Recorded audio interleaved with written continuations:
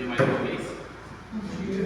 A gente continua hoje com o assunto, né, justificação unicamente pela fé, que o nosso irmão Júnior tratou também na aula passada, onde nós, ao entendermos que a justificação é pela fé, nós precisamos entender fé em quê?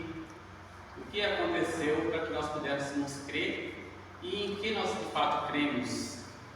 Então, o que nós hoje refletimos é que a justificação é pela fé, mas a fé tem uma obra que Cristo fez e que nós não podíamos fazer. Então, não é uma justificação pela fé que foi uma fé que nós simplesmente cremos em algo que não seja em uma obra que embora nós não fizemos, não tenha sido feita. Mas Cristo, Ele deu a sua vida para que nós pudéssemos ser justificados de forma gratuita. Então, Ele fez algo que nós não poderíamos fazer, e isso trouxe os méritos da justificação para nós.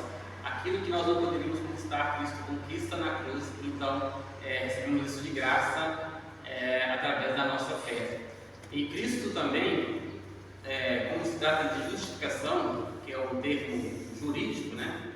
Então, ela acontece quando Cristo morre na cruz para que a justiça de Deus fosse cumprida. Deus não poderia simplesmente enviar a Cristo e falar: olha, creiam em Cristo e estão justificados, porque havia um crime a ser resolvido. Havia um pecado que deveria ser pago. Se Deus apenas envia Cristo e não faz com que Cristo morra para pagar isso, Deus estaria sendo injusto. Então, Cristo ele é justo e justificador, porque ele atende à justiça de Deus e através dela ele justifica a muitos. Então, o juiz, quando ele simplesmente declara que tal crime está resolvida de tal crime, sem que a pessoa pague por ele, ela está sendo um juiz injusto, e Deus não pode ser injusto. Então, Cristo tem que morrer para que este crime seja resolvido, e agora sim nós podemos crer nisso, porque o nosso problema do pecado foi resolvido.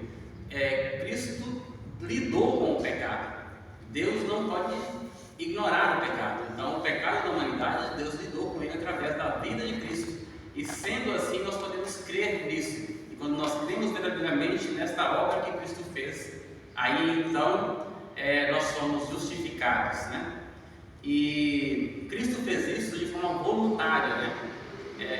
O texto que lemos, né, em Hebreus, vai dizer que com apenas uma oblação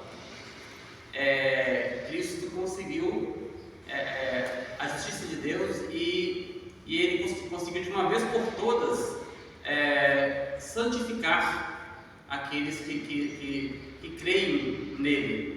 E esta oblação tem um sentido de uma proposta que é feita, né? Tem um sentido jurídico de ser uma proposta que o proponente faz ao oblato, no caso ao juiz, e faz a proposta de forma voluntária, e se essa proposta for aceita, então aquela condenação está desfeita. Então, Cristo, como alguém que propôs, ele fez uma proposta voluntária de pagar pelo pecado dos homens.